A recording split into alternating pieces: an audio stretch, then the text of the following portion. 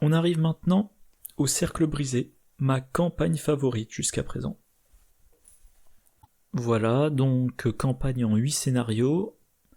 Spoiler, il y a apparemment un moyen de faire la campagne en moins, je sais plus si c'est en 4 ou en 6 scénarios. Si on choisit un certain chemin, ça ne m'est jamais arrivé. La campagne a un prologue, pour des raisons d'histoire. L'idée des 8 scénarios de la campagne, c'est que les investigateurs enquêtent sur des disparitions. Et le prologue vous vous montre les disparitions en question. En intro de la campagne, que dire? Il y a l'apparition de l'effet hanté, c'est-à-dire quand on rate une enquête dans un lieu, il y a un effet malus, donc on veut pas rater ces enquêtes. Il y a des ennemis spectres. C'est une campagne où on a tout intérêt à avoir des reliques et des sorts pour combattre. Il y a je sais plus comment il s'appelle, et là je pense que le nom sera en anglais. Bref, il y a une créature qui vous poursuit et qu'on peut pas vaincre. The Watcher, voilà, la brume spectrale. Non, le Watcher. Bref, le machin truc spectral. Voilà, sur l'ensemble de la campagne, je crois pas avoir grand chose de plus à dire. C'est ma campagne la plus jouée. Ça veut pas dire que je l'ai souvent gagnée, mais je l'ai très souvent jouée. Je l'adore. Voilà. Donc, première chose, disparition. Hein. Le prologue, c'est chiant. Ah, il est horrible ce prologue, il est horrible. Pourquoi? Parce qu'on vous impose un investigateur, qui n'est jouable que là. On vous impose un deck. Il faut aller chercher dans votre collection ces cartes-là.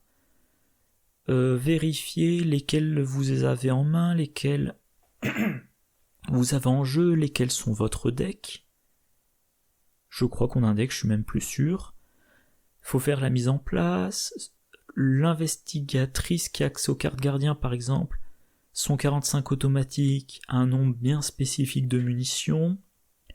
Toute une mise en place pour jouer un scénario dont on vous dit dès le départ que de toute façon vous ne pouvez pas le gagner. Le but de ce scénario prologue, c'est de voir comment ces 1 à 4 par personnage, selon le nombre de joueurs dans la partie, vont être vaincus. C'est chiant, voilà, c'est passer 30, 45, je sais pas moi, 120 peut-être minutes pour savoir comment des personnages que vous ne rejouerez plus sont vaincus. Et moi, j'ai dû jouer ça 1 ou 2 fois, puis ensuite ce que j'ai fait, dans un tableur Excel, ou n'importe quel système qui vous permet de faire un tirage aléatoire, vous faites un tirage, je crois que c'est entre 1 et 4, pour savoir ce qui arrive au personnage. Est-ce qu'il a été emporté par la brume? Est-ce qu'il a été vaincu par les spectres, etc., etc. Et vous savez qu'en fonction du nombre de joueurs, vous pouvez gagner de 1 à 15 indices, ou de 1 à 21. Et pareil, vous faites un tirage aléatoire pour savoir combien d'indices vous avez trouvé. Ça vous prend 2 minutes, ça vous évite de faire ce scénario qui, pour moi, ne présente aucun intérêt. Alors, un truc très intéressant pour moi, c'est que dans le renouveau, eh bien, il y a une règle, une mise en place, il y a une explication dans le livret du renouveau, comment ne pas faire ce scénario. C'est-à-dire que au lieu de bricoler un randomisateur, on vous dit, vous prenez les cartes tarot, les cartes format tarot qu'il y a dans le renouveau, vous en piochez une pour chaque investigateur que vous devriez jouer dans ce prologue, et en fonction du numéro de la carte tarot, ça vous dit qu'il lui arrivait ça, et qu'il a trouvé tant d'indices. Donc on cumule le nombre d'indices, et on sait, voilà combien d'indices ont été récupérés, et ça a de l'importance dans le scénario 2. Bref. Il faudrait quasiment une catégorie à part pour ce scénario-là. C'est pas qu'il est Oui, inintéressant, mais vraiment, vraiment très inintéressant. Bon. C'est un peu dommage, hein, parce que donc pour ça, il y a la carte de scénario, il y a une carte acte, il y a une carte intrigue, il y a 4 cartes investigateur. Ouais, ça fait au moins 7. Je sais pas si on le voit là. Ouais, c'est ça, 7.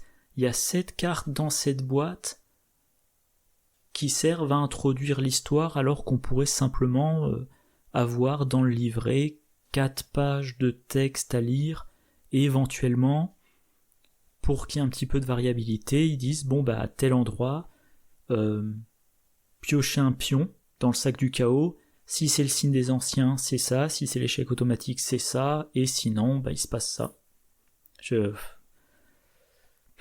Bon, bref. L'heure des sorcières. Le premier scénario.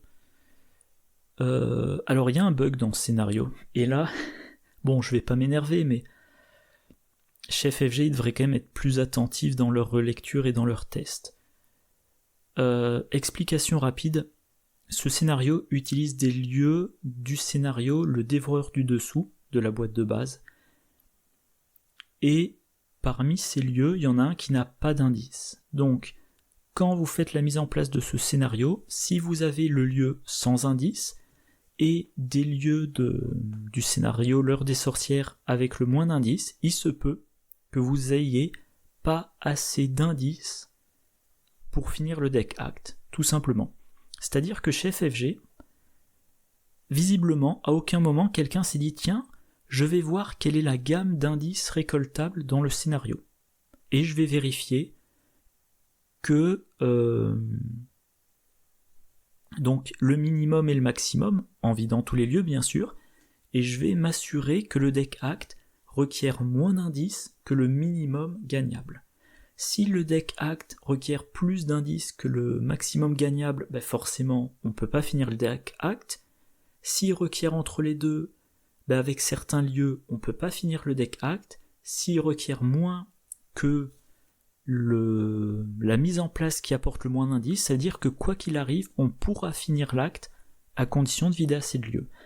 Et bien visiblement, chez FFG, ils n'ont pas fait la vérification. Ils se sont peut-être dit, j'ai regardé les lieux, j'ai regardé 3 lieux du dévoreur du dessous, à chaque fois il y a 1 ou 2 indices par investigateur, donc c'est bon. Et ils n'ont pas regardé le lieu qui n'a pas d'indice. Du coup, ils ont assez rapidement fait une FAQ qui dit qu'on met en place un lieu supplémentaire.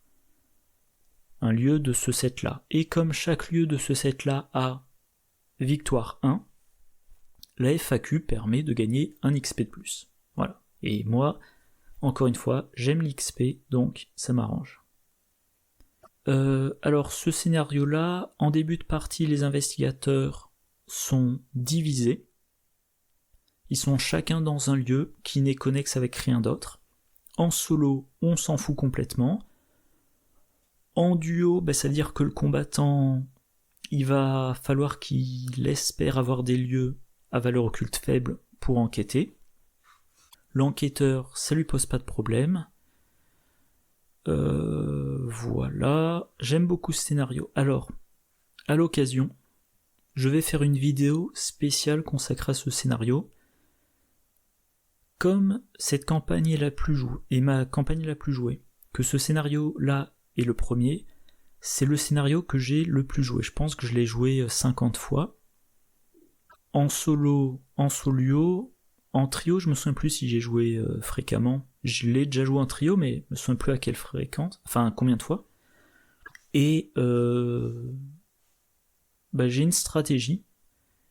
Et du coup, je vais faire une vidéo sur ce thème-là, comment moi, essentiellement en solo ou en solo, je sais pas comment dire, comment je planifie de gagner en minimisant les incertitudes. Et quels sont les investigateurs qui ont les meilleurs outils, dans quel cas j'essaie de vaincre l'ennemi de la fin du scénario, dans quel cas j'essaie de prendre tous les indices, quand est-ce que je fais avancer l'acte et l'intrigue. Voilà, ce genre de choses. En tout cas, alors le scénario, est-ce qu'il est intéressant? Bon, pas tant pour son déroulé, mais alors que je dise pas de bêtises, il y a les 5 lieux de départ depuis la FAQ. Il y a le lieu ou Annette qui ont chacun, le lieu et Annette qui ont chacun 2 points de victoire. Et on peut avoir un point de victoire bonus, donc ça fait 8 points d'XP à gagner. Si on a creusé trop profondément, Dur connaîtra les siens, ou les enfouir profondément, on peut avoir de l'XP en plus. Moi, c'est un truc que j'aime bien, voilà. Là, sans trop de difficultés, on peut se faire plein d'XP et bien commencer son amélioration de deck. Le deuxième scénario, aux portes de la mort, de mémoire. Alors, je vais, tant que j'y pense, tout mettre en français. Aux portes de la mort. Donc là, les indices découverts lors du scénario de prologue ont de l'importance. On va commencer avec des indices sur différents lieux en fonction des investigateurs utilisés pendant le prologue. On veut récupérer un maximum d'indices avant que l'intrigue avance. Si on a les indices, on fait apparaître Joseph Meiger. Pendant toute la première intrigue, on ne génère pas de monstres, on les met de côté, mais ça donne des fatalités, donc le scénario avance plus vite. Et quand l'intrigue avance, on remplace tous les lieux par des lieux spectraux qui sont hantés. Il y a donc le fameux le guetteur, voilà ça, le guetteur qui est invincible, qui nous poursuit. Il y a des cultistes qui apparaissent, qui ont des fatalités sur eux. Il y a des solutions pour leur retirer leur fatalité. Au début, on peut pas les tuer. Plus tard, on peut les tuer, mais tuer les cultistes fait qu'on va pas être ennemi avec le comment il s'appelle, la loge d'argent. Voilà, pareil, sauver Meiger fait qu'on sera ami avec eux. Si on le laisse mourir, non. Donc il va falloir faire un choix, quel camp on essaie de rejoindre. Le guetteur, il attaque les humanoïdes, donc si on veut sauver les cultistes, il va falloir le gérer, le vaincre pour qu'il soit incliné le temps que les cultistes passent. Si on choisit d'être contre les cultistes, il n'y a pas de problème, on envoie le guetteur tous les tuer, on a moins de problèmes de fatalité. Pendant ce temps-là, on vide les indices pour avoir de l'XP. C'est un peu comme le scénario précédent, je l'ai tellement joué, j'ai certains automatismes. Au début, moi j'étais très prudent, peut-être qu'il faut à tout prix protéger les cultistes, et puis j'ai vu ce que ça changeait, et maintenant je suis plutôt en mode, moi je m'occupe de l'XP, le guetteur il tue tout le monde, je me barre avant la fin du scénario, et voilà, comme ça je prends pas trop de risques, j'ai mon XP. Mais donc maintenant je joue toujours le scénario de la même façon, mais il y a quand même cette possibilité, sauver les cultistes ou pas, faire tourner en rond le guetteur ou essayer de le vaincre à répétition pour l'immobiliser dans le lieu de notre choix. Voilà. Donc c'est un scénario très intéressant, je trouve. Le nom secret. Le fameux scénario avec Bron Jenkins et Nahab. Donc on a un deck de rencontre avec seulement 3 nuées de rats et Bron Jenkins. On a Nahab mis de côté. Il faut collecter des indices pour remplacer la version, on va dire, moderne de la maison de la chambre par la version antique de la chambre. Puis ensuite il faut révéler des lieux, aller dans ces lieux, prendre des indices tant qu'à faire pour l'XP. À un moment donné, on va révéler... c'est la maison de la sorcière qui mène au site du sacrifice, et dans le site du sacrifice, on va pouvoir essayer de vaincre Nahab. quand l'intrigue avance, on se prend Bron Jenkins dessus, puis Bron Jenkins et Nahab. Il y a des quarts de rencontre qui nous envoient dans les pattes Bron Jenkins. Au fur et à mesure que l'intrigue avance, tous les ennemis ont des bonus de points de vie. Donc, au début du scénario, on a les rats, mais ils ont plus un point de vie. À la fin du scénario, on a les rats, mais ils ont plus, je sais plus, c'est plus 3 ou plus 4 points de vie. Donc l'ennemi le plus anecdotique du jeu devient quand même bien pénible. Bron Jenkins, il est distant, donc il va peut-être falloir perdre du temps à l'engager. On va vouloir le vaincre pour ne pas avoir à le fuir. Chaque fois que Bron Jenkins ou Nahab, que l'un des deux est vaincu, hop un indice, donc ça peut permettre comme ça aux combattants de contribuer au gain d'indice. Par contre, Bron Jenkins, si on le gère pas, il fait défausser la main et repiocher des cartes, donc il fait tourner le deck, donc on se prend des horreurs en mélangeant, ça défausse. Il y a un certain nombre de cartes rencontres qui vont dans la zone de menace, qui donnent des malus, qui donnent des horreurs si on ne sait pas déplacer, donc il y a une pression constante sur les investigateurs, il y a de l'attrition, notamment sur les horreurs. Je le disais, il y a peu d'ennemis, mais comme ils reviennent encore et encore, au final, sur l'ensemble du scénario, on a plein de dégâts à faire. Donc on a intérêt à avoir soit de la recharge en munitions, en charge, voilà, soit des solutions de combat sans charge. Le scénario peut être très long. Moi, typiquement, ce scénario-là, j'y joue pas le soir. Parce que si je lance ce scénario-là en solo à 21h, il est possible qu'à 23h, je sois encore devant, je sois fatigué, que je me rende compte qu'en permanence, j'oublie un effet, que je suis obligé de revenir en arrière, etc. C'est le problème. Voilà. Si je commence une campagne, mettons le vendredi soir, et ben ce scénario-là, c'est plutôt celui que je vais jouer le samedi matin, après avoir bu le café, quand je suis bien réveillé, frais et dispo. Mais sinon, très plaisant. Ça fait partie de ces scénarios que je prends en considération quand je fais mon plan d'évolution de mon deck. Parce que, encore une fois, peu d'ennemis, mais beaucoup de dégâts infligés. Si je joue un deck gardien lance-flamme, il faut que j'ai mon lance-flamme pour ce scénario. Si je joue Tony Morgan, truand friqué, je veux qu'il ait ses Mauser améliorés. Comme ça, le bonus plus important du Mauser amélioré fait qu'il aura de bonnes chances de tirer plusieurs fois avec pour infliger assez de dégâts à Nahab, assez de dégâts à Bron Jenkins, et dans d'autres styles de deck aussi, je vais probablement me dire, je vais mettre cette carte-là dans mon deck pour aider à gérer Bron Jenkins. Donc Bron Jenkins, il est distant et chasseur, donc la possibilité des effets du style engagez l'ennemi puis attaquez-le, ou déplacez-vous jusqu'à un ennemi, engagez-le et attaquez-le, ça fait gagner en tempo. Des dégâts directs dans son lieu ou dans un lieu connexe, typiquement explosion dynamite, ça vous aide bien. Surtout que Bron Jenkins et Nahab en fin de partie sont souvent ensemble.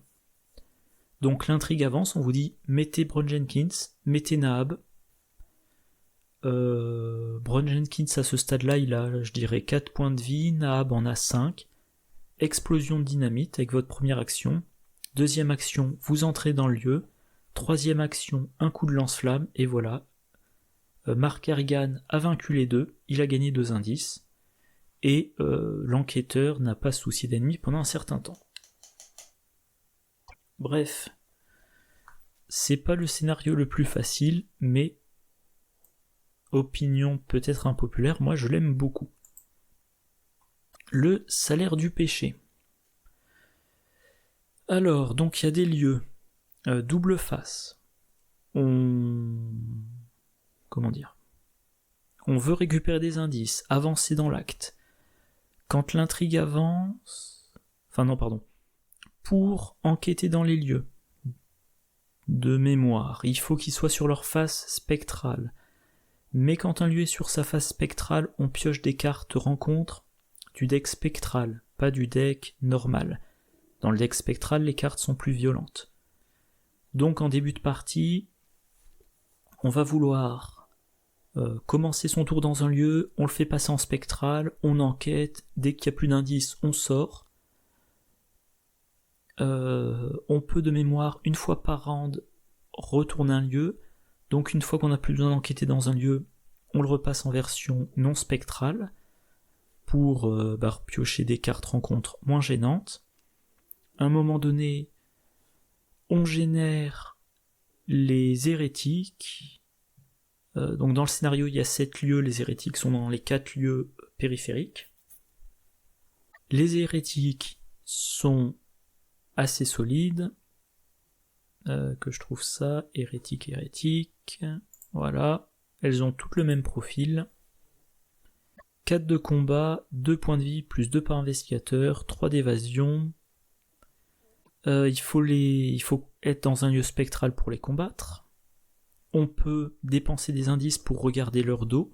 Sur leur dos, il y a marqué ce qui va se passer quand on les a vaincus, dans quel lieu les vaincre, dans quel lieu les bannir. Voilà. Donc en duo, elles ont 6 points de vie et 4 de valeur de combat.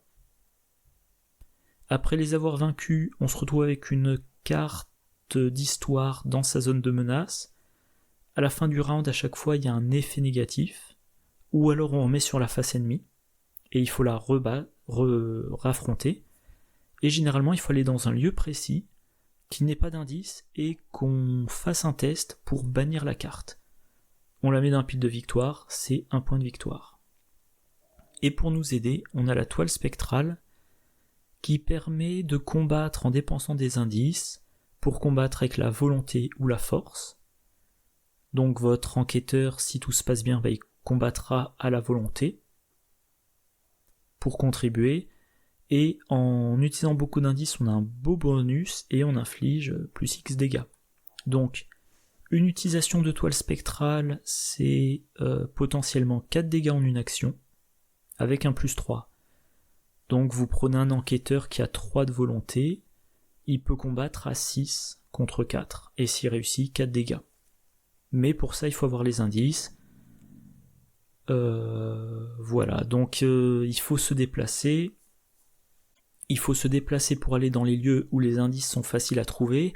Puis il faut aller vaincre les hérétiques. Une fois qu'on a vaincu les hérétiques, il faut aller dans le bon lieu pour les bannir. Mais dans le lieu dans lequel on doit les bannir, peut-être qu'il y a d'autres hérétiques. En chemin, il y a des ennemis. Il y a le guetteur spectral.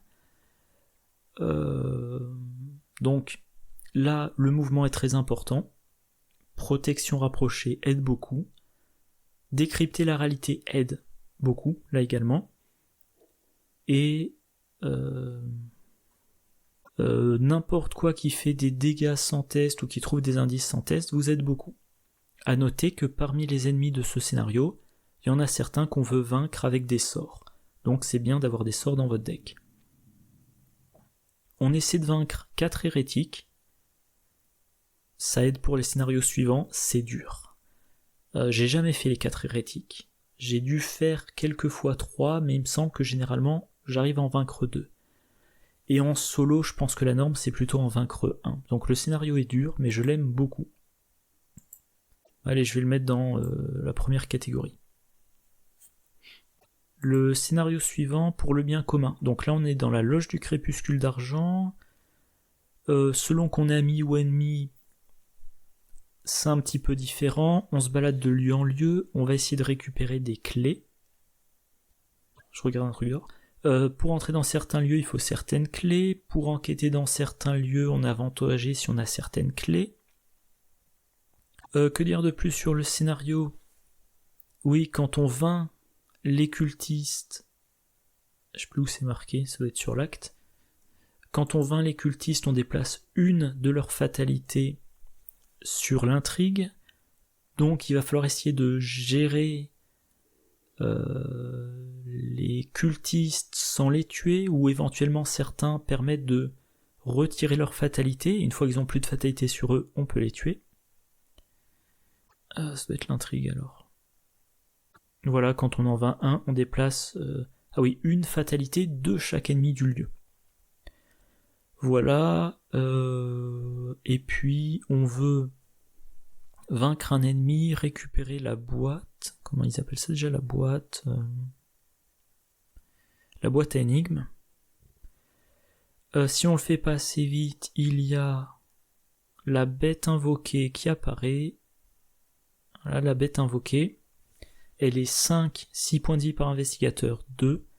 Mais pour chaque lot de 2 fatalités, elle a plus 1 de combat, plus 1 d'évasion. Elle inflige 1 dégât de plus et une horreur de plus. Donc soit on arrive à la vaincre vite, soit il faut tout faire aux dégâts sans test parce qu'elle est intuable. Voilà. Alors en version originelle, des fois c'est vraiment pénible les clés. Les clés sont aux pires endroits possibles, on fait des allers-retours, encore une fois, protection rapprochée de beaucoup. Et potentiellement, à un moment donné, on a toutes les clés, il entre en jeu un ennemi sur lequel il y a marqué quand il entre en jeu, mettez une clé sur lui, sauf qu'il n'y a plus de clé à mettre.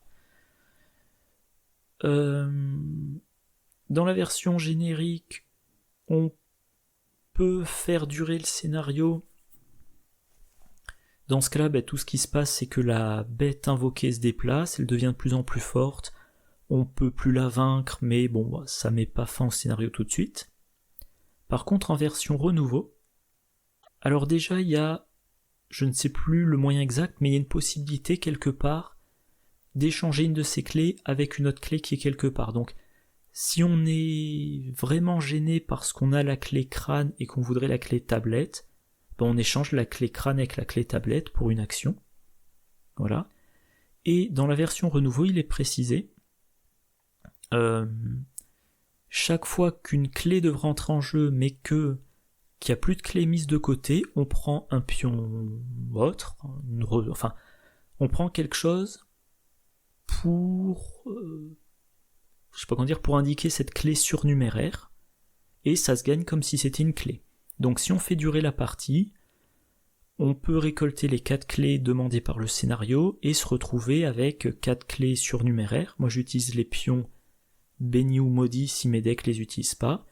Et à la fin du scénario, chacun de ces pions en plus vous donne un point d'XP. Donc là, encore un scénario où on peut se dire, je fais durer, je prends tout l'XP, j'essaie d'avoir plein de ces fameuses clés surnuméraires, et j'ai 8 XP du scénario. Voilà. Si, comme moi, vous voulez vraiment pousser au maximum l'amélioration de votre deck. Voilà, mais sinon, il est plaisant, voilà, mais pas fantastique. Union et désillusion. Vous commencez sur la berge du fleuve Miskatonic. Il y a une fatalité sur l'intrigue par hérétique que vous n'avez pas vaincu. Il y a des braseros allumés ou éteints en fonction du camp que vous avez choisi. Vous devez effectuer des actions de type cercle pour allumer ou éteindre. Les actions de type cercle, il va falloir la plupart du temps cumuler 2 compétences et la difficulté sera très importante. Donc par exemple, vous allez faire un test à force plus intelligence contre une difficulté de 10. Les indices permettent de diminuer la difficulté. Il y a des engoulevents, il y a les cartes traîtrises qui vous disent quand vous prenez une horreur, vous en prenez 2 de plus, quand vous prenez un dégât, vous en prenez 2 de plus. Le guetteur spectral finit par apparaître. À un moment donné, les investigateurs sont séparés, donc comme à chaque fois, tant que vous dépensez pas le bon nombre d'indices, le combattant, il aide pas beaucoup à prendre des indices, il est un peu bloqué. L'enquêteur peut se retrouver coincé parce qu'il est engagé avec un ennemi. Voilà, il faut avancer dans le scénario, éteindre tous les braseros, Et il y a finalement un lieu final. Comment il s'appelle déjà ? Le piège. Voilà, là on teste ces 4 compétences contre une difficulté de 20 pour allumer ou éteindre le bras zéro comme d'habitude, et le dernier acte dit: si vous avez vaincu le guetteur spectral dans le piège spectral, avancez, vous avez la meilleure résolution, voilà.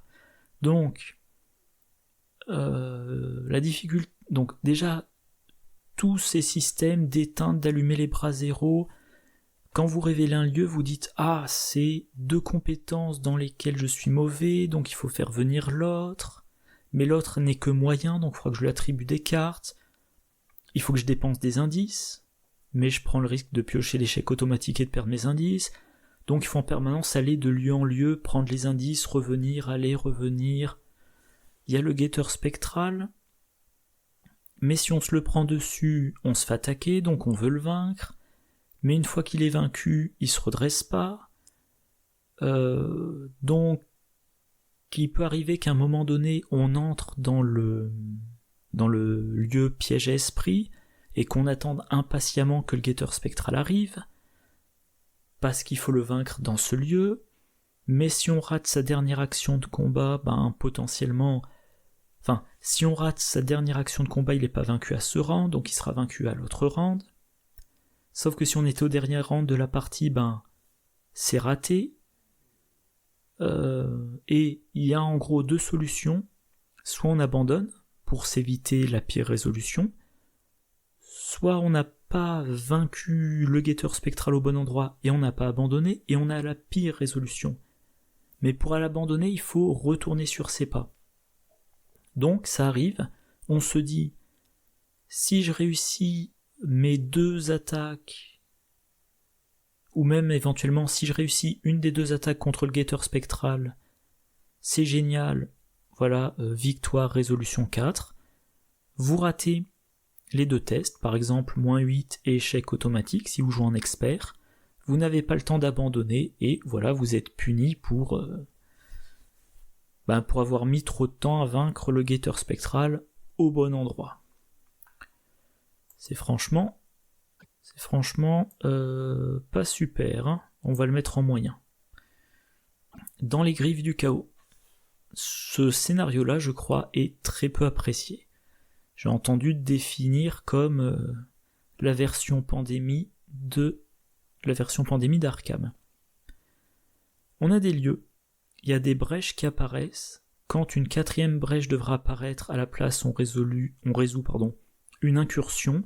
L'incursion met une fatalité. Au bout de la 7e fatalité, on avance, et je crois même que c'est la fin de la partie. Je sais plus combien il y a d'intrigues. Il y en a qu'une, voilà. Donc, 7e fatalité, on avance. Et donc on passe toute la partie à retirer les brèches. Quand on retire les brèches, on met des ressources à côté du deck acte. Toutes les 3 ressources, on fait apparaître un indice dans un lieu au hasard. Avec assez d'indices, on avance dans l'acte, on a un ennemi à vaincre. Et quand il est vaincu, fin du scénario, il y a un lieu à XP, il y a 2 ennemis à XP dans le deck de rencontre. Mais vu qu'il y a beaucoup d'effets de meulage du deck de rencontre, on n'est pas sûr de les voir. Donc là, il va falloir voir si on veut faire durer le scénario le plus longtemps possible pour l'XP ou éviter parce qu'on risque de perdre aux incursions. En plus, il y a le joueur de flûte dont j'ai pas parlé jusqu'à présent, qui est très dur à tuer et qui risque d'apparaître si la partie s'éternise trop. Voilà. Alors, la plupart du temps, le scénario n'est pas dur, sauf s'il commence à y avoir des incursions en cascade. C'est comme dans le jeu Pandémie, hein. Potentiellement, là il y a une incursion, ça met une 4e brèche là. Pardon, je reprends. Là il y a une incursion, ça met une 3e brèche là, ça met une 4e brèche là, donc là il y a une incursion, ça met une 4e brèche là, donc là il y a une incursion. Vous piochez la carte suivante pour savoir où est la brèche supplémentaire, pareil, ça vous fait 3 incursions, et en un round, vous passez de 0 fatalité à 6 fatalités. Et là, vous commencez à vous inquiéter. Voilà, donc la plupart du temps, moi le scénario je le trouve plaisant, j'aime bien comme ça pouvoir prendre mon temps tant que je maîtrise la situation, et des fois la situation m'échappe et ça devient la catastrophe. Mais globalement, moi je le trouve plaisant. En version renouveau, pour autant que je me souvienne, il n'y a rien de fondamentalement différent. Le dernier scénario, devant le trône noir. Oula. Donc on a Azathoth mis de côté. On commence dans un lieu. Il y a 2 lieux, le lieu de destination et un autre lieu. Il y a des cartes joueurs qui sont utilisées pour représenter le cosmos. Et il va falloir aller vite révéler un des 2 lieux face cachée, en espérant que ça soit le bon. Si c'est pas le bon, il faut aller dans l'autre. Pour se déplacer, il faut mettre des lieux cosmos dans les emplacements sans lieu. Pour ça, il faut des indices. On pioche des ennemis, dont des ennemis cultistes. Quand l'intrigue avance, les ennemis sont remélangés dans le dessus d'écran compte, donc on a une grosse pression d'ennemis de ce point de vue-là. Chaque fois que l'intrigue avance, toutes les fatalités sur les ennemis vont sur Azathoth, et comme les fatalités ne sont jamais retirées d'Azathoth, bah ça fait pas perdre un round, ça fait perdre potentiellement 3 rounds. Donc le scénario peut aller très vite, il faut vraiment vite se déplacer. Il y a la petite technique en début de scénario, vite mettre en jeu un lieu cosmos et y envoyer tous les investigateurs. Comme ça, si vous piochez un cultiste, vous le mettez dans le lieu de départ, vu que le lieu est maintenant vide, et round suivant, le combattant va dans ce lieu, tue le cultiste, pour éviter que cette fatalité sur lui parte sur Azathoth. Voilà. Le scénario est dur. Il y a des ennemis bien costauds, les danseurs, je crois que ça s'appelle. On a aussi des cartes rencontres qui imposent... qu'est-ce que ça fout là ? Ah oui, pardon, j'ai rien dit. On a des cartes rencontres qui imposent des choix assez difficiles. Non, c'est pas celui-là. Voilà, mettre une fatalité sur Azathoth ou Azathoth vous attaque. Faut être capable de l'encaisser. Mais, si on pioche ça au mauvais moment, encore une fois, c'est 3 rounds de perdu. Ça, on teste avec une difficulté croissante. Si on rate, on déplace plein de fatalités sur Azathoth, ou on en place une, donc pression sur les fatalités. Voilà, là, pour chaque fatalité sur Azathoth, vous prenez un de ces effets-là, etc., etc. En version renouveau, on a une maigre bête de la nuit invoquée qui permet de se déplacer dans les emplacements sans lieu. Un nombre de fois limité, 3 fois si ma mémoire est bonne. Donc ça va pouvoir permettre, des fois, on se dit mince, ça me prend trop d'actions et trop d'indices de créer un passage vers le lieu dont je sais maintenant que c'est le lieu dans lequel je dois aller pour avancer dans le scénario, on avance au travers du cosmos, la maigre bête invoquée est vaincue, mais comme ça on s'est économisé plusieurs rounds. Ça diminue la difficulté, ça crée des choix intéressants, quand est-ce que je l'utilise, est-ce que je le conserve pour plus tard, et globalement ça rend le scénario beaucoup plus appréciable. Je vais quand même le mettre en très intéressant, parce qu'il y a de bons choix. Et là, on arrive à la campagne des dévoreurs de rêves.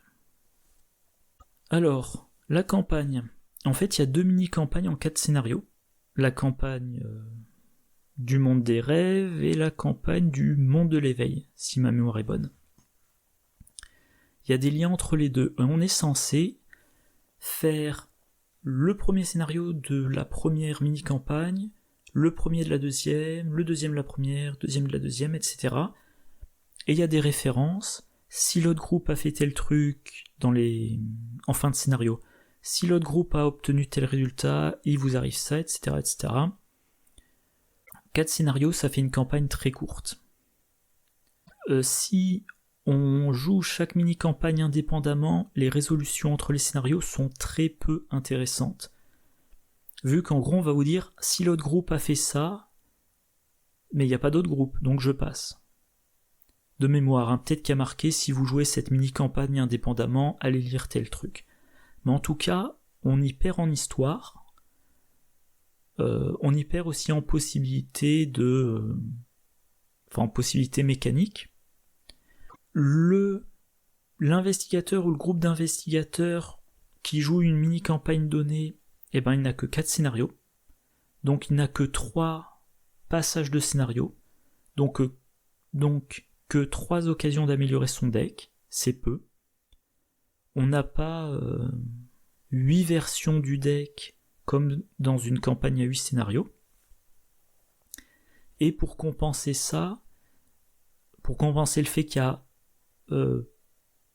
peu d'occasions de gagner de l'XP, les développeurs ont mis beaucoup de gains d'XP d'un coup. Donc je vais rapidement regarder. Le premier scénario, les lieux, si ma mémoire est bonne, voilà. Ce lieu-là, mauvais exemple. Victoire 1, victoire 2, victoire 2, victoire 1, victoire 2, victoire 2. Voilà, et donc, comme il n'y a pas 7 scénarios avant le dernier dans lesquels on peut à chaque fois gagner une moyenne, mettons, voilà, il n'y a pas en moyenne 5 XP par scénario, ce qui permettrait de commencer le 8ème scénario avec 35 XP, et là, les concepteurs nous ont mis plein d'XP d'un coup. Donc on n'a pas 7 fois 5 XP, on a, je sais plus combien, 3 fois, peut-être 3 fois 10. Donc on change peu fréquemment on améliore peu de fois son deck, et quand on l'améliore, c'est d'un coup, paf, 10 XP. Enfin, 8 ou 10, je sais plus. Bref, cette campagne-là, j'ai fait une fois la mini-campagne éveillée, une fois la mini-campagne endormie, peut-être une deuxième fois chacune, je sais plus, pas plus. Je n'ai jamais eu particulièrement envie d'y revenir. Des gens m'ont conseillé de traiter la campagne comme si c'était... les 2 mini-campagnes comme si c'était une unique campagne de 8 scénarios, en divisant par 2 les gains en XP de chaque scénario. Mais il y a d'autres campagnes que j'ai plus envie de jouer. Autre chose, il n'y a pas encore eu de boîte de renouveau. Chez FFG, il a été dit qu'il n'y avait pas... que cette boîte de renouveau n'était pas une priorité. Il n'a pas été dit qu'il n'y en aurait jamais. Il n'a pas été dit qu'il y en aurait une bientôt. Mais il a été dit... je reformule. Il n'a pas été dit qu'il y en aurait jamais. Il n'a pas été dit qu'il y en aurait une, mais il a été dit qu'il n'y en aurait pas une dans l'immédiat. Bon. Donc, j'ai pas d'incitation à tester une version améliorée. Je n'y ai pas joué. Je n'y rejouerai pas de sitôt. Donc ça va aller vite. Je vais vérifier si mon ordinateur tenait toujours le coup. Donc les scénarios 1, 2, 3, 4, 5, 6, 7, 8. Voilà, ce sont ces 8 là. Allez hop. Alors je les mets pas en pénible ou en inintéressant parce que mon problème, ce sont pas les scénarios en eux-mêmes. Que je m'embrouille pas. Voilà. Ça c'est le 7ème et ça c'est le 8ème. Donc j'ai pas forcément un problème contre les scénarios eux-mêmes, je me souviens plus des détails, j'ai un problème avec la campagne. Et donc 1, 2, 3, 4, 5, 6, 7, 8, et on arrive à Innsmouth. La dernière campagne que je vais commenter. Donc Innsmouth, ça introduit les pions bénis, les pions maudits, les scénarios. Alors, un instant. Voilà que j'ai un peu de lumière. Les scénarios sont dans le désordre, et moi ça me pose un gros problème. Quand je regarde un film, j'aime pas les films où on est baladé dans passé, futur, allez hop, un flashback, on revient au présent, un flashback, etc., sans indication claire qui aide à suivre.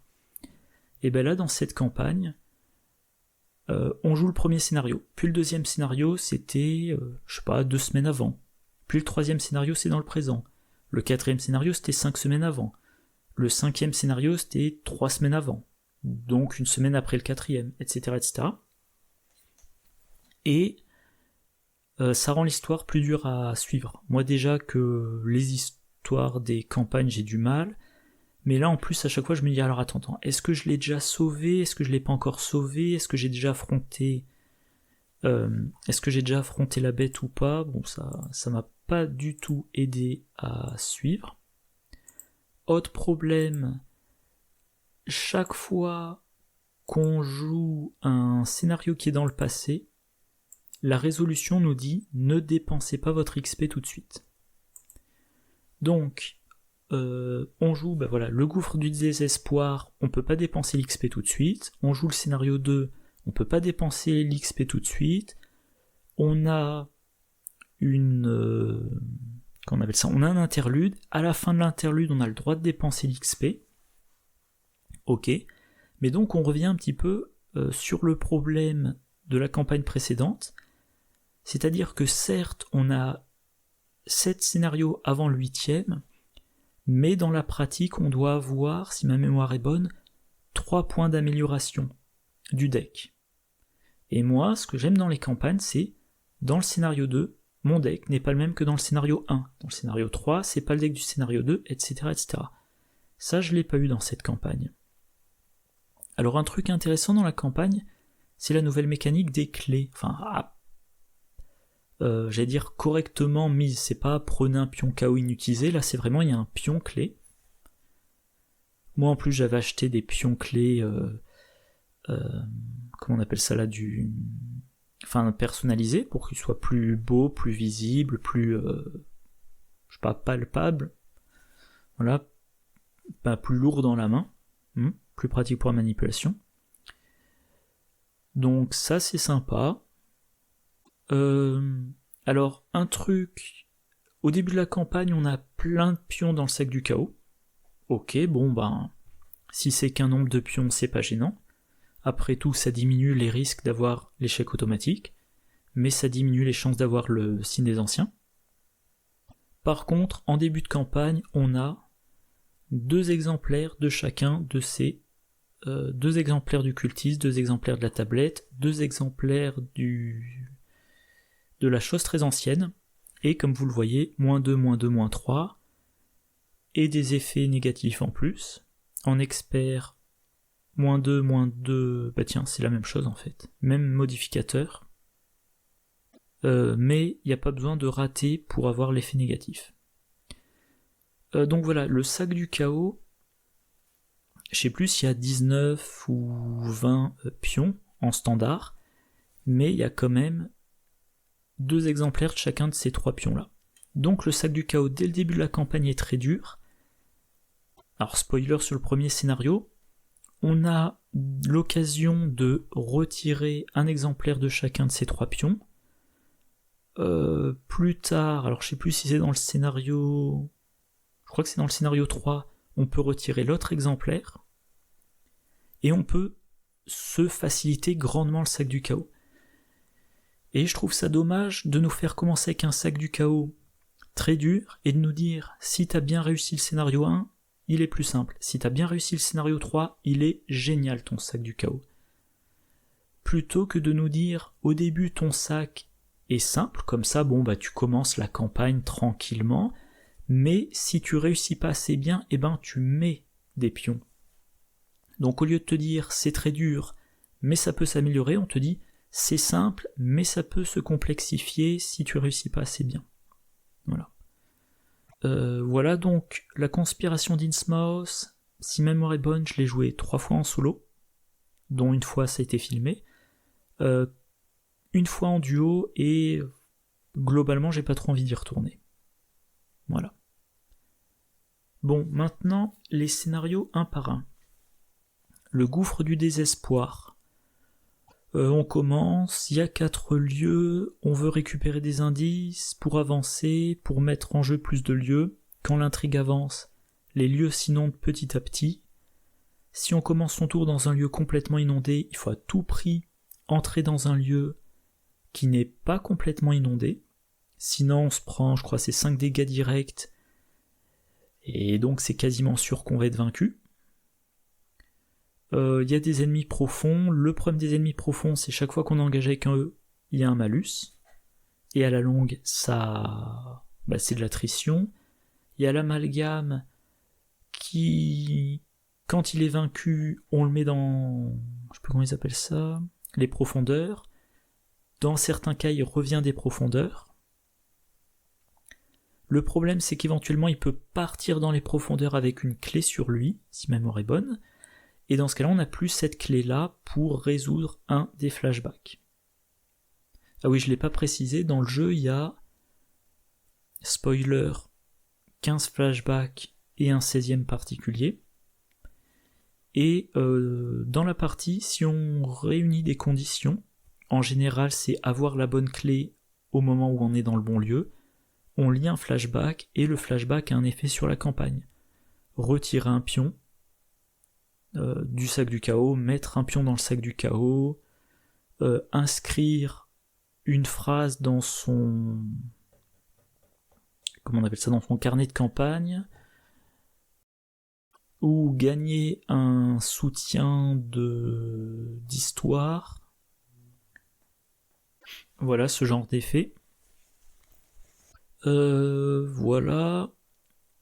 Le scénario, alors moi ce qui me gêne dans le scénario, c'est que selon la façon dont les lieux sortent, alors oui quand même, donc comme dans chaque scénario de la campagne, au début il y a des clés qui sont face cachée, ce sont les clés moins importantes, et il y a des clés qu'on met de côté face visible, et ça sont les clés indispensables. C'est un petit truc, si vous avez le choix entre dépenser 2 actions pour récupérer une clé mise de côté face visible, ou 2 actions pour récupérer une clé mise de côté face cachée, la clé face visible sera plus importante. Souvent, pour finir le scénario, pour abandonner plutôt que d'être vaincu, il vous faut les clés face visible. Voilà. Donc, dans ce scénario-là, on prend des clés face cachée, avoir plein de clés face cachée aide à avoir une des clés face visible, ou alors on a d'autres conditions, et une fois qu'on a une certaine clé, il faut qu'on aille dans le, je sais plus comment ils appellent ça, l'issue, voilà, pour aller abandonner. Sachant que probablement, à moins d'avoir été très rapide, à ce stade-là, tous les lieux sont complètement inondés, sauf ceux qui ne peuvent pas être complètement inondés, et ceux qui ne peuvent pas être complètement inondés ont été placés aléatoirement. Si vous avez de la chance, vous avez les lieux partiellement inondés placés de sorte à ce que depuis n'importe quel lieu, en une phase d'investigateur, vous puissiez aller vous mettre à l'abri en hauteur, on va dire. Si vous n'avez pas de chance, les 2 sont collés dans un coin, et vous essayez de vous déplacer dans l'autre, et vous êtes noyé. C'est ce que je regrette. J'aurais préféré un système où, je sais pas, d'une manière ou d'une autre, par exemple, un des lieux fixes ne peut pas être complètement inondé, donc on sait qu'on a ce point de refuge. Là, bon. Du coup, ça rend ce scénario moyen. Le deuxième, la disparition d'Elina Harper. Comme je disais avant, quand on commence le scénario, on n'a pas pu dépenser d'XP. Il y a beaucoup de lieux. 3, je sais plus combien, je dirais 5 de mémoire. Non, 7. 7. De côté, vous avez 6 ennemis monoface suspects. Vous avez 6 lieux monoface cachette, vous les mélangez, vous choisissez une carte de chaque type, vous les mettez de côté. C'est le coupable et la vraie cachette. Vous mélangez les 10 autres cartes, c'est votre deck d'enquête, je crois que c'est comme ça que ça s'appelle. Et vous devez récupérer des indices en dépensant des indices. Un indice par investigateur, moi j'avais fait l'erreur, c'est pas un indice, c'est bien un indice par investigateur, pour regarder une carte du dessus du deck. Puis parmi ces cartes-là, vous devez en résoudre une. Si c'est un ennemi, vous le mettez en jeu là où on vous dit de le mettre en jeu et il a des indices sur lui. Si c'est un lieu, vous mettez le lieu en jeu. Le reste est remélangé dans le deck.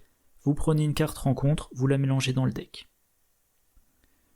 Donc au début, et donc tout ce que vous voyez dans ce deck-là, ce n'est pas le vrai coupable, ce n'est pas la vraie cachette, ça vous donne des indications. Mais comme vous mettez des cartes rencontre dans le deck, plus le temps avance, plus il vous faut dépenser d'indices pour être sûr d'avoir des informations. Surtout que quand vous révélez des cartes, si vous n'avez pas de chance, ce sont des cartes que vous avez déjà vues, mais que vous n'avez pas pu le placer en jeu encore. Et donc vous n'apprenez rien. Et vous n'avez le droit de dépenser des indices qu'une fois par round, collectivement. Donc il faut gagner plein d'indices pour faire plein de... je sais pas comment dire, regarder plein de cartes dans le deck dans ce deck-là. Je crois que ça s'appelle le deck d'enquête. Et à un moment donné, fin du round, juste avant que l'intrigue avance, vous prenez le livret du scénario et vous dites je vais faire une accusation, et vous dites je pense que c'est tel ennemi, je pense que c'est tel lieu, et il vaut mieux avoir raison. Si vous avez tort sur les deux fins du scénario, vous avez raté votre mission, probablement vous avez gagné peu d'XP. Si vous avez eu bon sur les deux, il y a un bonus, je sais plus lequel. Si vous avez eu bon que sur un des deux, en tout cas vous continuez la partie, vous avez encore l'occasion de vaincre des ennemis, ce qui vous donne de l'XP, de vider des lieux, ce qui vous donne de l'XP, et vous avez toujours l'occasion de réussir votre mission et de sauver Elina Harper. C'est un petit côté les masques de minuit, en rajoutant les lieux qui entrent en jeu petit à petit, voilà.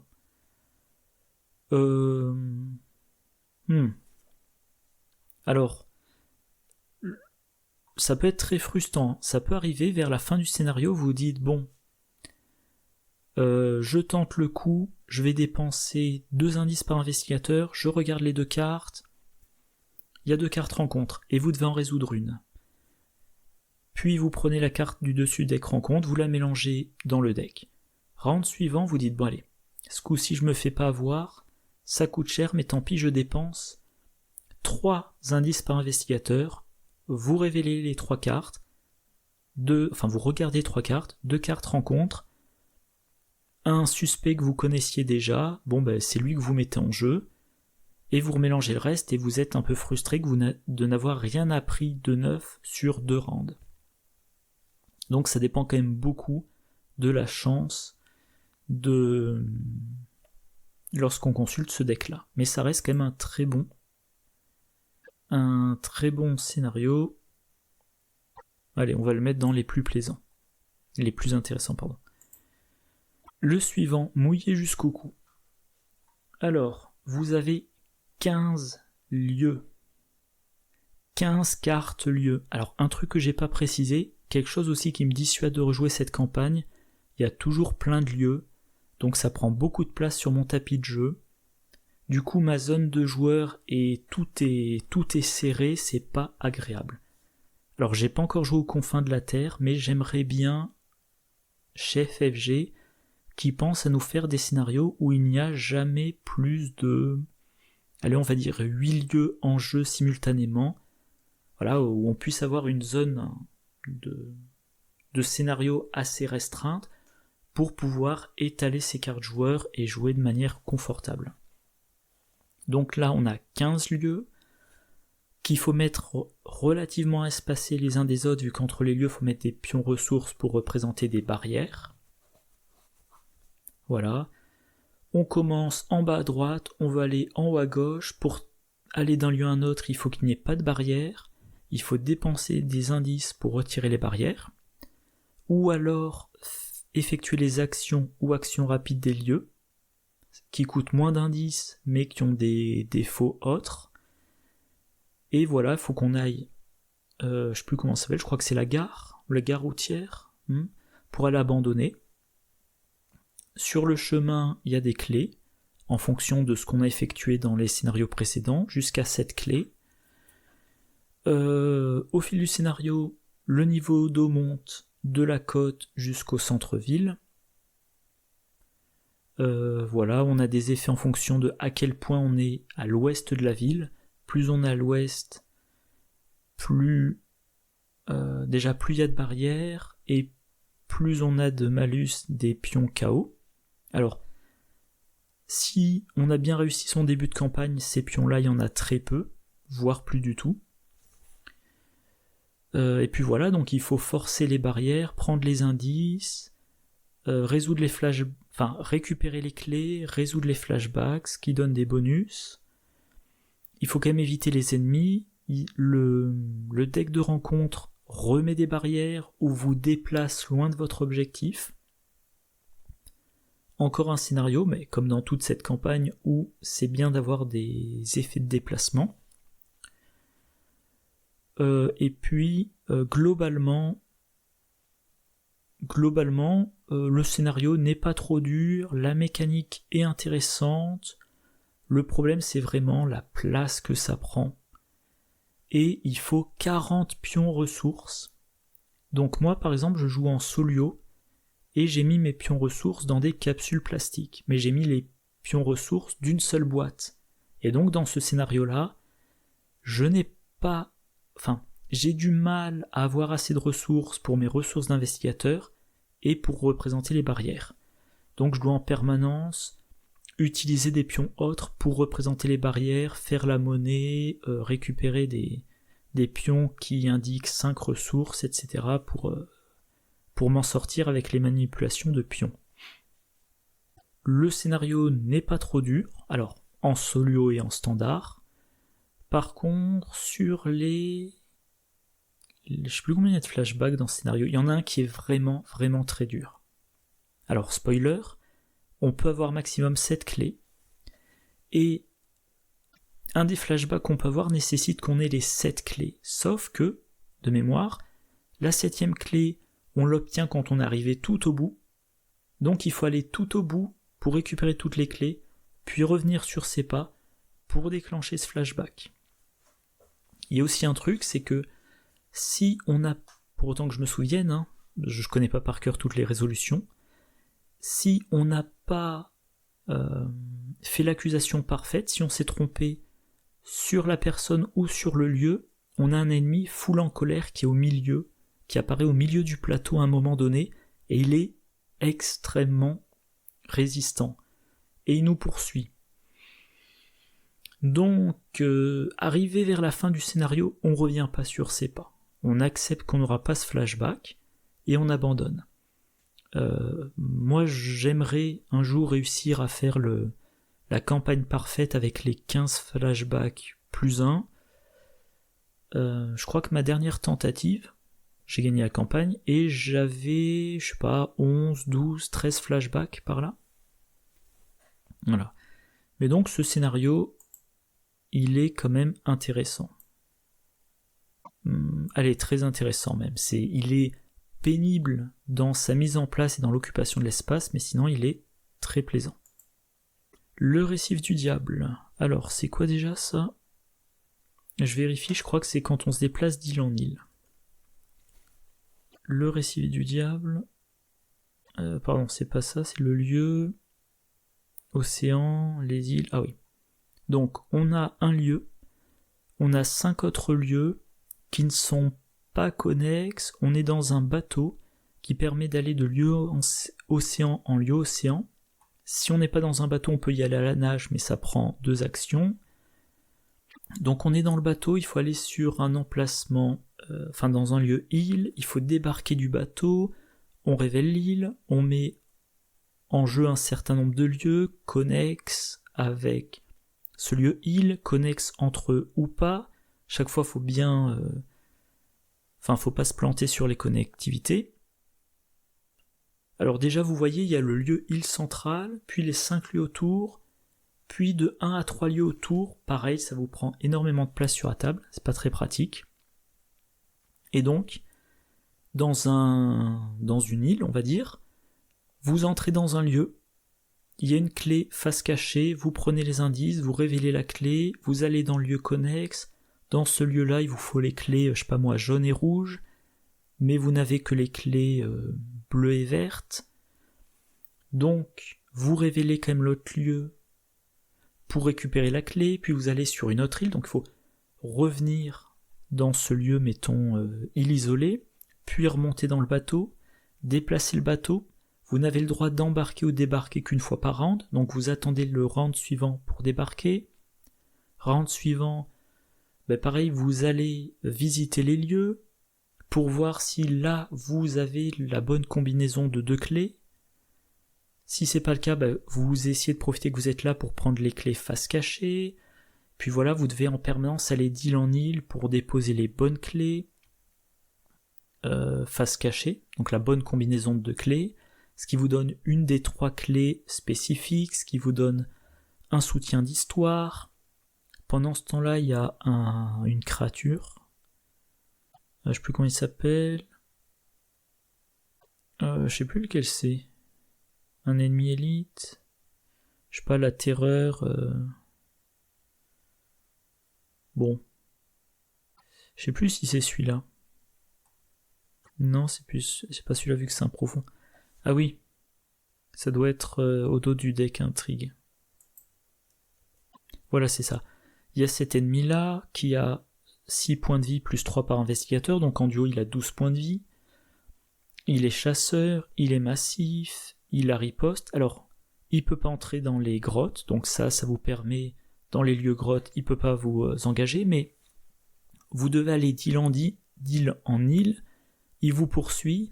Quand il arrive sur le rivage de votre île, il va falloir entrer dans son lieu, quitter son lieu, se prendre son attaque d'opportunité, avancer assez vite pour qu'il vous rattrape pas.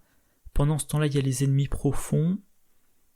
Et si vous n'arrivez pas à avoir la résolution parfaite, vous avez tout intérêt à abandonner, mais c'est pas forcément facile. Bon, c'est pénible. Voilà. Je n'ai pas aimé ce scénario. Horreur à toute vitesse. Vous commencez dans un véhicule, il y a un morceau de route, 2 lieux derrière vous, votre lieu, un certain nombre de lieux devant vous. Donc il y a une ligne de lieux. Enfin, voilà, il y a 3 lieux. Quand vous commencez la partie, vous révélez votre lieu. Sur votre lieu, il y a marqué route X. Et vous mettez X lieu en colonne devant vous. Chaque lieu est connexe au lieu à sa gauche et à l'unique lieu à sa gauche et aux différents lieux à sa droite. C'est des embranchements, quoi. Quand X est plus grand que 1, vous avez un lieu qui vous pose pas de problème et des lieux qui vous font perdre votre temps, des lieux long détour. Généralement, quand vous quittez un lieu, soit vous dépensez le bon nombre d'indices, soit vous avez un malus. Votre voiture, elle avance automatiquement à la fin de chaque phase d'investigation. Et donc, à ce moment-là, vous vérifiez si vous avez bien le bon nombre d'indices pour pas avoir de malus, mais vous pouvez volontairement, à la fin de chaque phase d'investigation, chaque véhicule qui est en marche doit se déplacer vers un lieu connexe, vers l'avant ou l'arrière. De temps en temps, il y a des poursuivants qui arrivent à la fin de la route. À la fin de chaque round, on retire le lieu le plus en arrière qui ne contient aucun ennemi, aucun investigateur et qui n'est pas le lieu juste avant le lieu des investigateurs. Donc il y a toujours un petit morceau de route derrière vous. Et physiquement, quand vous jouez le scénario, de temps en temps, vous prenez tous les lieux et vous les décalez vers la gauche pour avoir de la place devant vous pour mettre de nouveaux lieux. Et voilà, donc il faut collecter les indices, vaincre les ennemis qui sont dans des véhicules et qui vous poursuivent, dépenser des indices aussi pour consulter plutôt les lieux devant vous pour savoir où sont les lieux des tours. Parce que si vous entrez dans un lieu détour, vous êtes coincé pendant un round, vous perdez du temps, vous pouvez vous faire rattraper par vos ennemis, et vous continuez d'avancer jusqu'à être à la fin, jusqu'à être à la pointe du faucon. Et à la pointe du faucon, félicitations, résolution 1. Et voilà, bon, il y a des lieux avec XP. Et donc il faut, comme dans tous les scénarios, il faut pas trop s'attarder, mais il vaut mieux quand même avoir le temps de récupérer des indices pour pas trop subir au changement de lieu. Et également pour avoir des indices à dépenser pour vérifier qu'on ne prend pas la mauvaise route. Donc il va falloir quand même de temps en temps éventuellement reculer pour aller dans un lieu dans lequel on va récupérer plein d'indices, puis une fois qu'on a fait le stock, allez hop, on fonce. Globalement, j'ai trouvé le scénario très plaisant. Ouais, je vais le mettre dans les tout premiers. Voilà, je crois que j'ai rien de plus à dire. Une lueur dans le brouillard. Vous êtes au phare. Voilà. Que dire de plus? Vous êtes au phare, il y a, comment il s'appelle, Océros Marsh, qui est donc a priori de la famille de Silas Marsh. Alors je l'ai déjà mentionné dans une de mes vidéos de partie. Je trouve ça dommage que dans la campagne d'Innsmouth, apparemment l'idée c'est que tous les événements à Innsmouth sont connectés avec la famille Marsh, parce que la famille Marsh possède le phare, parce que dans les caves ils élèvent des profonds ou ils font des pactes avec des profonds.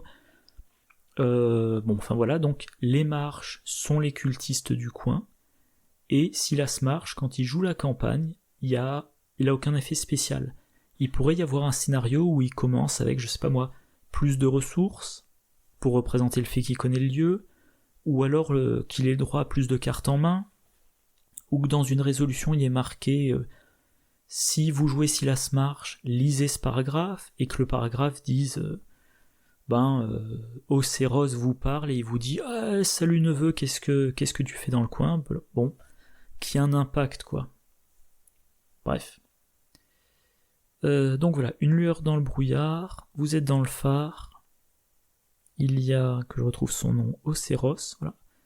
Océros Marsh, et qu'est-ce qu'il y a à en dire? Quand vous êtes au niveau du phare, vous récupérez des indices, vous récupérez quelques clés, dont une qui est possédée par Océros et une qui est dans son local. Ça vous permet d'aller dans la cave, vous êtes dans les profondeurs du phare, dans des grottes. Pareil, vous allez récupérer les clés, on peut dépenser des indices pour révéler les lieux, pour consulter les lieux, pour savoir dans quel lieu il faut aller pour avancer dans le scénario. Il y a des profonds dans le deck de rencontre, notamment des bébés profonds. Quand ils sont vaincus, je crois qu'ils font se déplacer les autres profonds. Quand ils sont vaincus, voilà, c'est ça, on déplace les autres profonds. On en déplace un. Il y a les nourrices qui boostent les autres. Et quand elles nous engagent, on pioche des cartes rencontres. Voilà, donc on progresse dans les sous-sols du phare. Il faut aller dans un lieu précis pour abandonner. Quand l'intrigue avance, le niveau d'eau augmente. Et il y a un lieu qui a une pompe qui permet de baisser le niveau d'eau, de transférer l'eau d'un lieu à l'autre. Donc voilà. Voilà. Et encore une fois, comme dans toute la campagne, c'est bien d'avoir des bonus de déplacement. Ouais. Oui, donc voilà, je disais une lueur dans le brouillard, bof. La tanière de Dagon, que je vérifie. Donc là, qu'est-ce qui se passe? On est en surface. Voilà, on a des lieux dans une maison, on prend les indices. On récupère des clés, on dépense les clés, on a le droit d'aller au 3e étage. Voilà. À cet endroit-là, qu'est-ce qu'on fait? On met une clé dessus. La clé violette. Et la clé violette va permettre, je sais plus comment. Ça doit être dans l'acte. Blablabla. Oui, voilà, il faut qu'on aille dans l'entrée avec la clé violette. Si on a la clé violette et qu'on dépense 3 indices par investigateur, on a trouvé l'entrée des grottes, on avance, on fait la mise en place, alors que je me plante pas. Et voilà, on fait une mise en place, je crois que c'est un carré de 3 par 3, en tout cas, on est au sous-sol, il y a encore des zones inondées, on se déplace, on prend les indices, on prend les clés, et là, c'est quoi?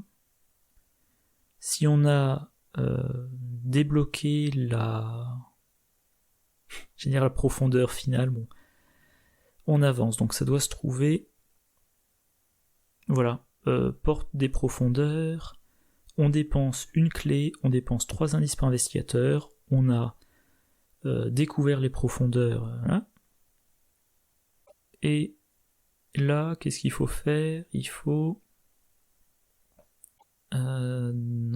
perturber le rituel en déplaçant des indices sur cet acte. Et s'il y a 3 indices par investigateur, on avance. Ah voilà, je m'en souviens. Donc à un moment donné, il y a un lieu, la tanière de Dagon. Voilà. Valeur occulte 3, 3 indices par investigateur, dedans il y a Dagon, il est endormi. Quand on est dedans, on fait un test, si on rate, on se prend une horreur. Et il faut faire des tests de difficulté 3. Si on réussit, on met un de ces indices sur l'acte. Si on réussit et qu'on dépense une clé, on met un indice supplémentaire. Et il faut mettre au total 3 indices par investigateur pour gagner. Dernière fois que j'ai fait la campagne, et le problème c'est que je suis entré dans ce lieu-là avec pas assez d'indices. Donc il a fallu que je ressorte pour récupérer des indices, pour re-rentrer dans le lieu. Chaque fois que je re-rentrais, je prenais le risque de prendre une horreur. Pour mettre les indices sur l'acte et mettre fin à la partie, il faut réussir un test, c'est pas gagné. Voilà, donc maintenant, si la prochaine fois que je joue la campagne, c'est dans pas trop longtemps, je me dirais, amasse un maximum d'indices pour avancer. Donc mon souvenir, c'est que la partie au-dessus du niveau du sol, ok, faut aller dans les lieux, vider, monter, au rez-de-chaussée, on prend des indices, au premier étage, on débloque le passage vers le 2e étage, au 2e étage, on récupère la clé qu'on mène au rez-de-chaussée pour débloquer l'entrée aux grottes. Dans les grottes, on récupère les clés et des indices pour mener à la tanière de Dagon. Dans la tanière de Dagon, on fait plein de tests jusqu'à en avoir réussi assez, transférer les indices, et hop, fin du scénario. Ouais. C'est moyen. Pardon. Dans le Maelstrom. Alors là, ce qui est amusant, alors déjà, il y a une première mise en place. Je vais quand même vérifier les détails. Pour l'acte 1, il y a une première mise en place. Si je dis pas de bêtises. Quoique, peut-être que non. Apparemment non. Bon, j'ai pas le livret sous la main, mais en tout cas, à un moment donné, il y a une mise en place. Plus il y a d'investigateurs dans la partie, plus il y a de lieux. En duo ou en solio, le plateau c'est un rectangle de 2 par 6, si ma mémoire est bonne. Voilà, les lieux sont partiellement inondés, les lieux aux 4 coins sont complètement inondés. On commence avec un certain nombre de clés.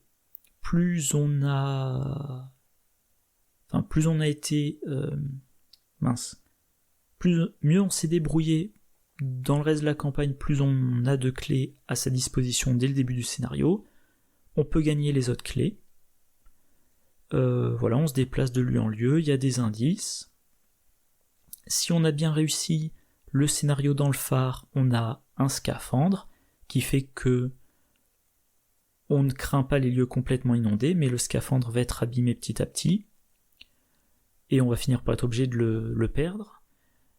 Et dans les 4 lieux aux 4 coins, il y a des effets, on peut poser une clé sur le lieu, vider le lieu, le désinonder complètement, il ne pourra plus être inondé, et on va pouvoir échapper aux grands anciens, Dagon et Hydra.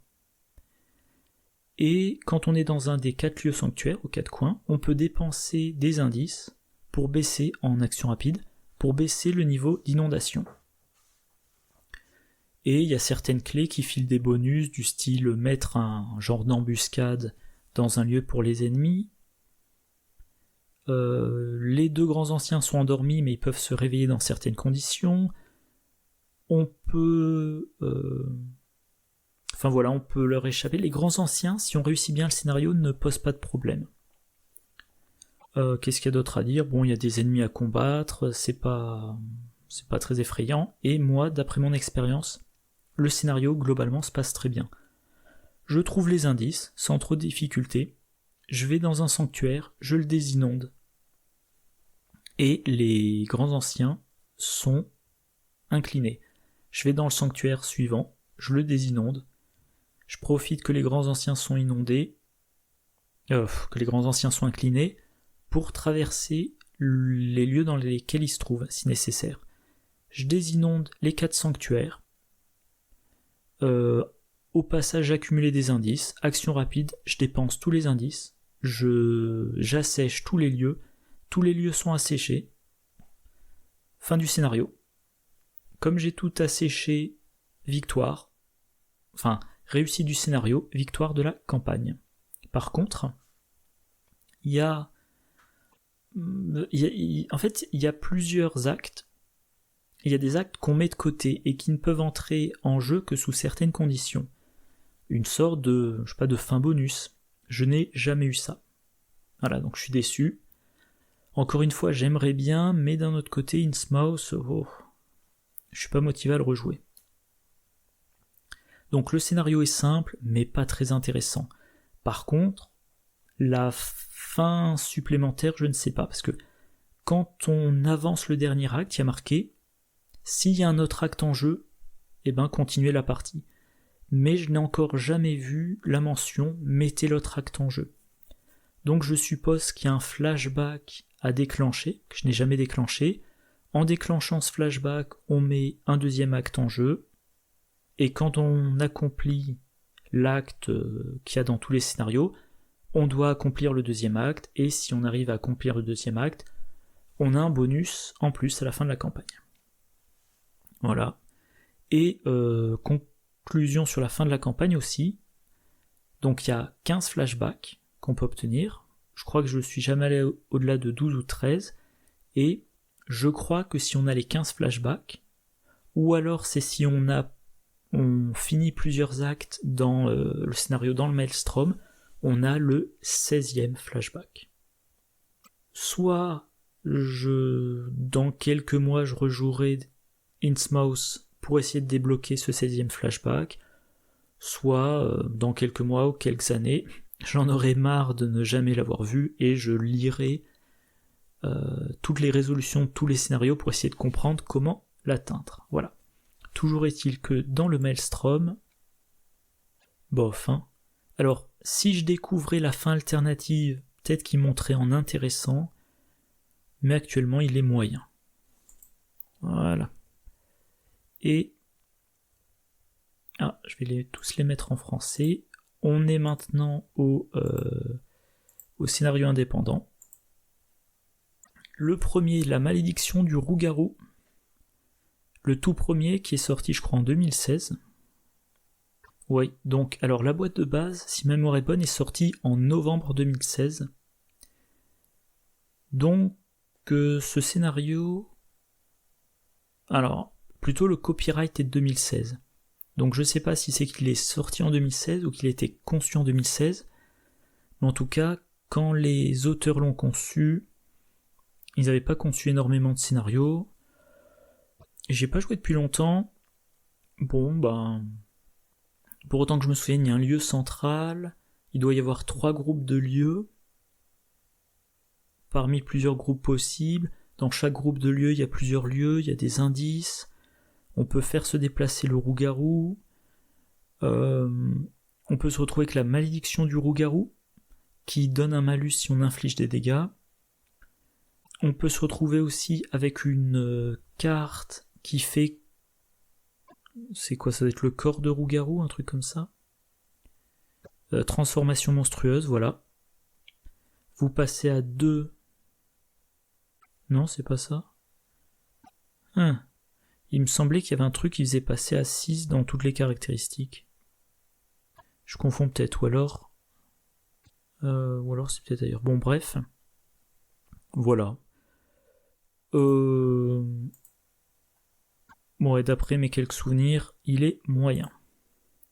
Le deuxième, le Carnaval des horreurs. C'est à Venise.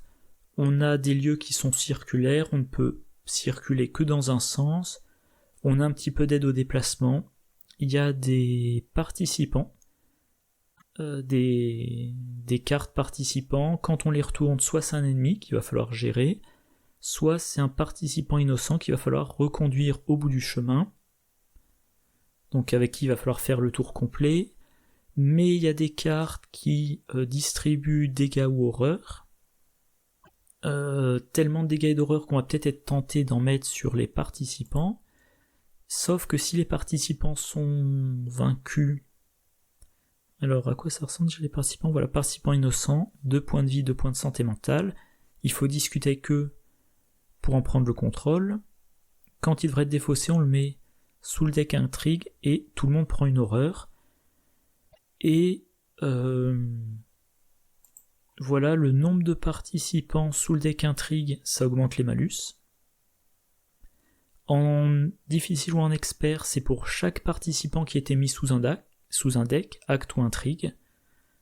Donc même si on s'en sort bien, les modificateurs sont de plus en plus négatifs. Voilà, donc il faut gérer... où est-ce qu'ils sont ? Les ennemis. Les ennemis, voilà. Qui de mémoire sont tous chasseurs ? Non, lui est chasseur. Lui a riposte. Lui est chasseur. Il y a un ennemi sous la première intrigue. Je sais plus quel est son nom en français.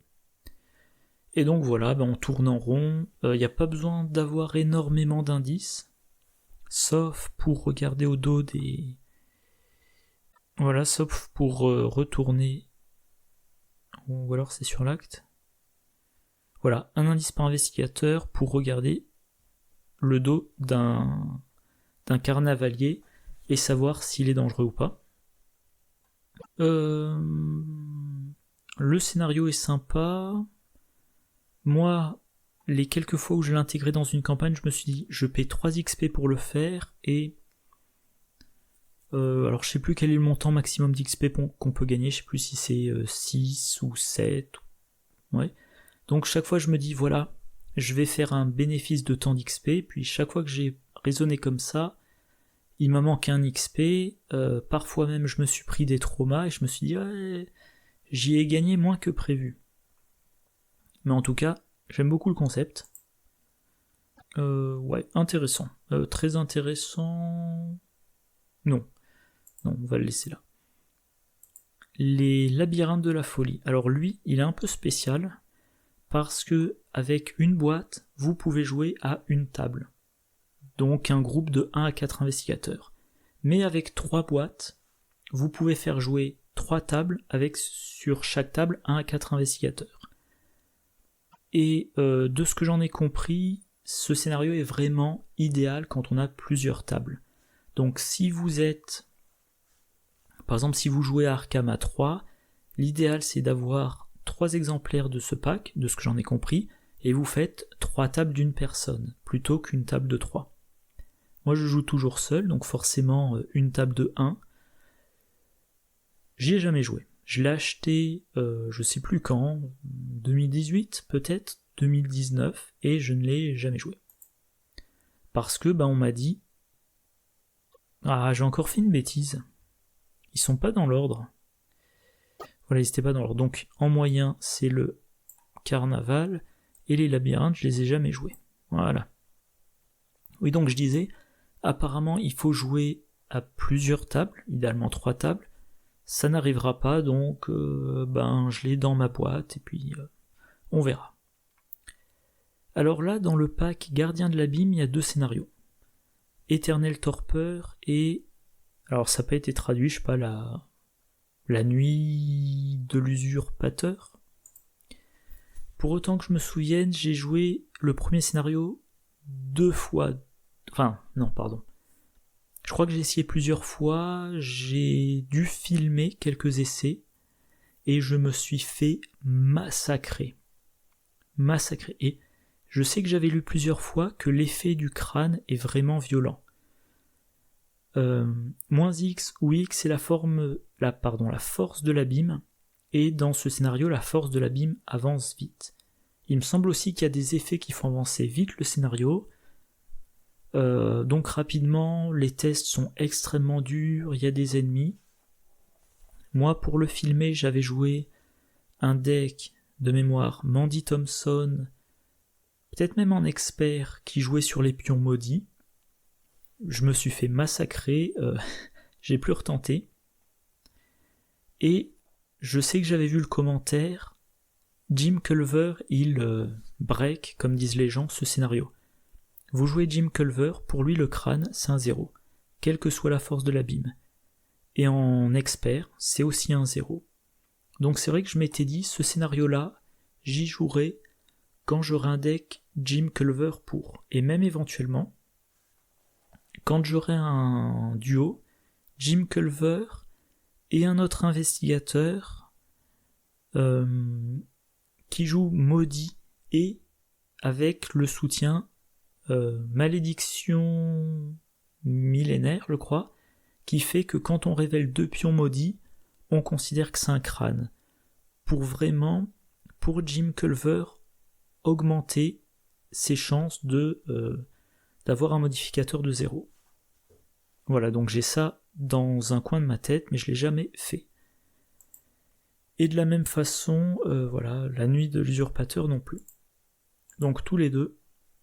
Alors là, je me trompe pas, voilà, pas assez joué. Meurtre à l'hôtel Excelsior. Comment le décrire ? Bon, on est dans un hôtel, il y a un investigateur dans un lieu, dans le lieu du crime, un investigateur dans un autre lieu, il y a des clients de l'hôtel qui vont fureter un petit peu autour des scènes de crime, qui... Quel est le problème avec eux déjà ? Je sais plus. Voilà, il y a ça. Il y a des traces qu'on peut couvrir. La première fois qu'on joue, on se dit peut-être je vais couvrir mes traces, puis on se rend compte que ça rend les policiers suspicieux. Donc il faut ne pas couvrir ces traces, mais ce qui présente des inconvénients, je sais plus lesquels. Donc je disais, les clients, ils se déplacent vers les scènes de crime. On leur met, voilà, c'est ça. À la fin de la phase d'ennemi, on leur met une fatalité dessus s'ils sont dans un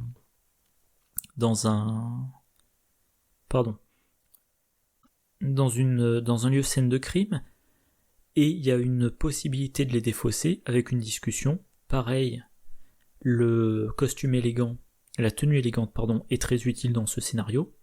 Donc il faut réussir le test pour les défausser, pour qu'ils se prennent pas plein de fatalités en continu. Il y a les policiers, où est-ce qu'ils sont ? Voilà, c'est ça. Officiers.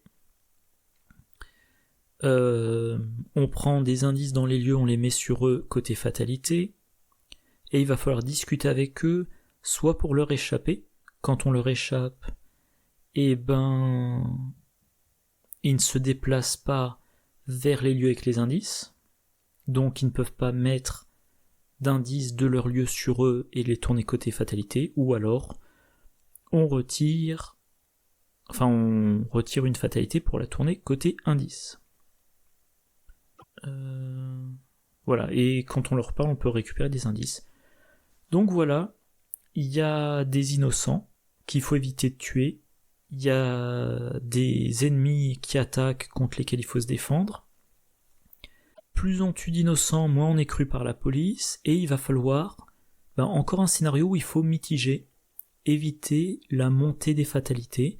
Si on arrive à retirer rapidement les fatalités des policiers, défausser les clients de l'hôtel, on récupère les indices, on va dans les lieux, on dépense les indices pour piocher des cartes pistes.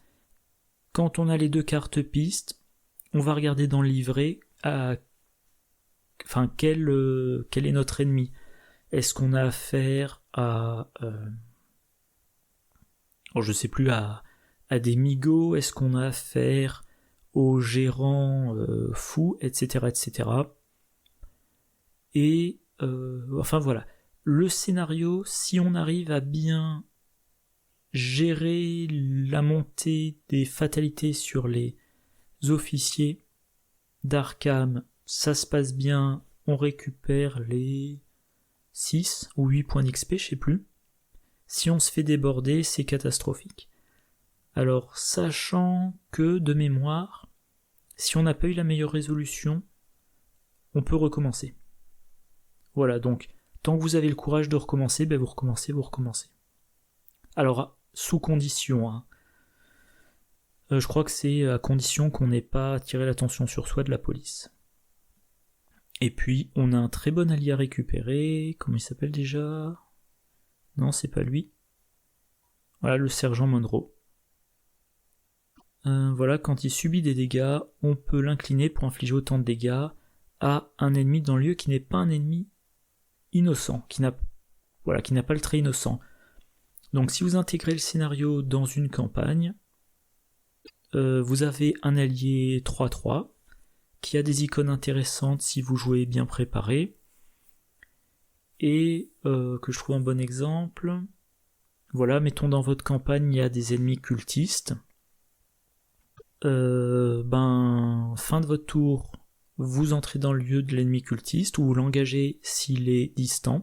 Face des ennemis, il attaque. Vous mettez les dégâts et ou les horreurs sur Monroe, et il inflige autant de dégâts à l'ennemi. Donc si je crois que c'est le mage de Yog-Sothoth qui inflige 1-1, il inflige ça à Monroe, il se prend 2 dégâts, et au prochain round, vous l'achevez. Voilà, je sais pas, moi j'aime beaucoup. Donc meurtre à l'hôtel Excelsior. Très plaisant. Voilà, il fait partie des meilleurs.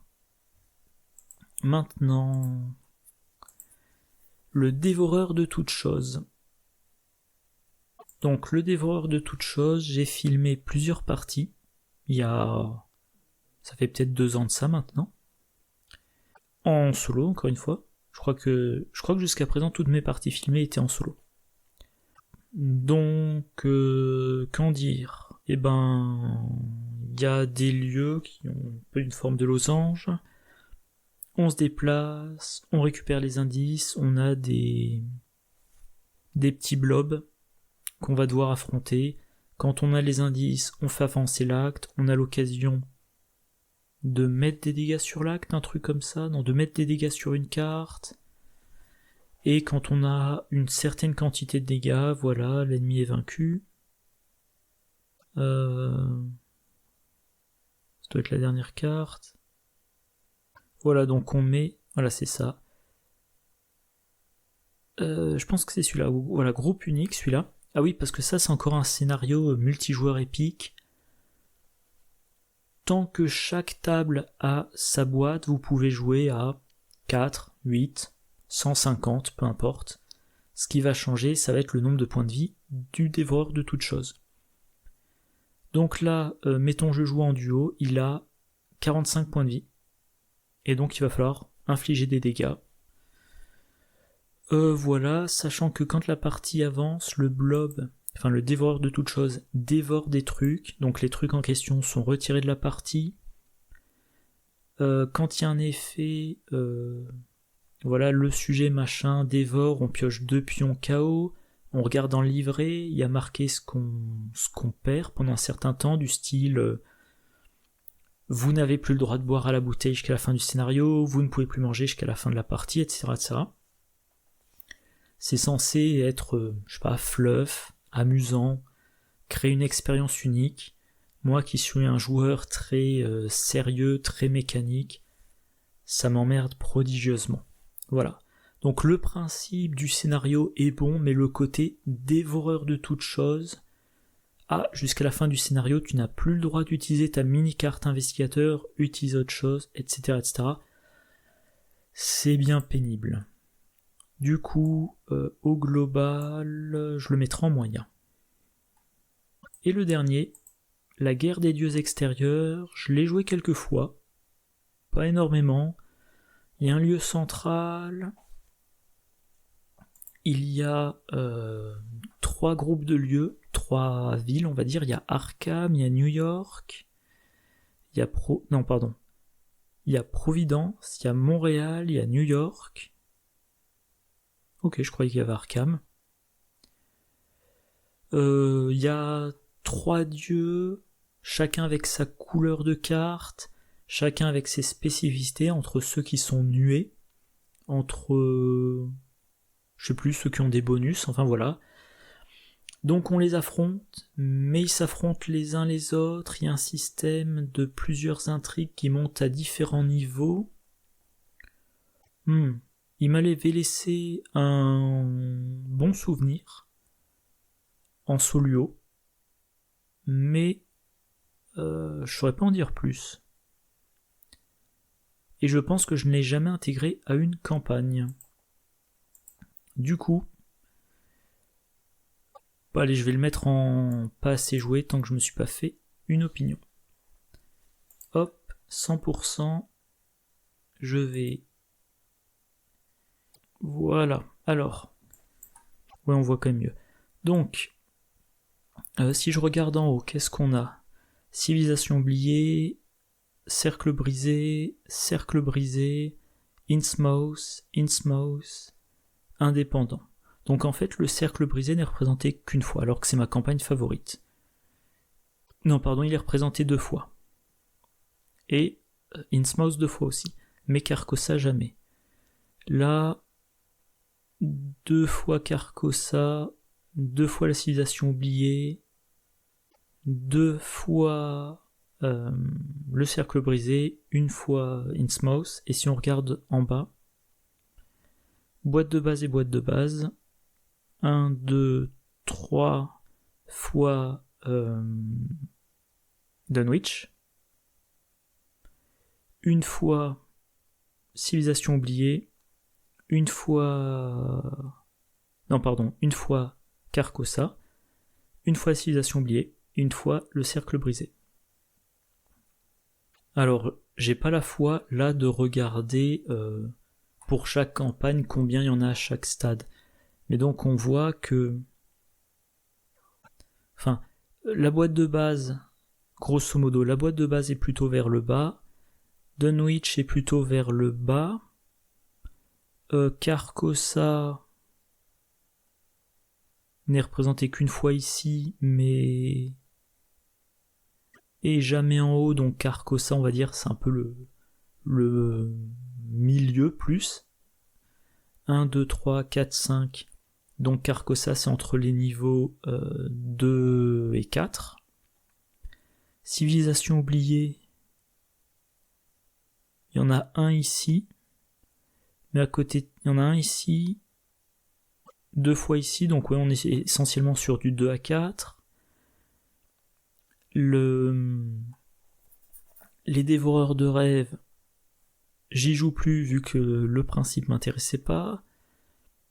Le cercle brisé, si on met de côté le prologue, donc on en a 1, 2, 3, 4, 5, 6, 7, donc on est 3, 5 essentiellement, voilà.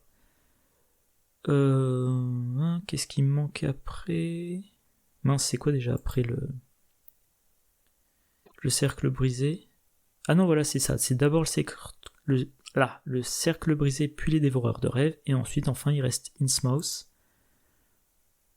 Donc Innsmouth, il y a le gros problème de l'occupation de la table.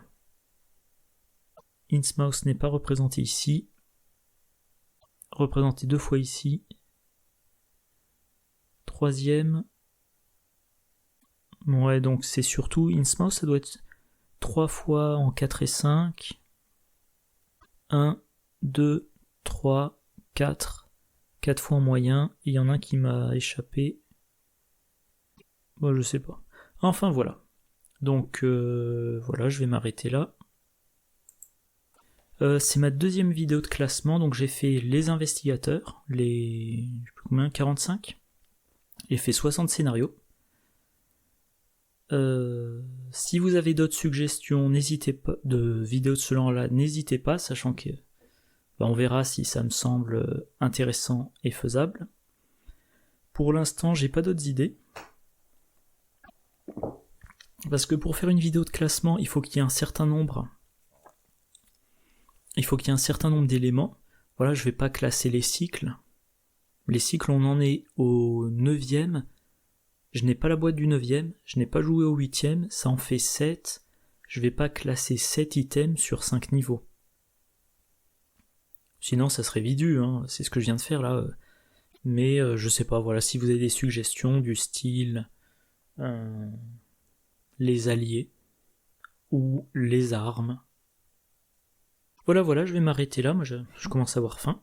Du coup, je vous souhaite, en attendant la prochaine vidéo, je vous souhaite une bonne journée, une bonne soirée, de bonnes parties, et je vous dis à la prochaine. Au revoir.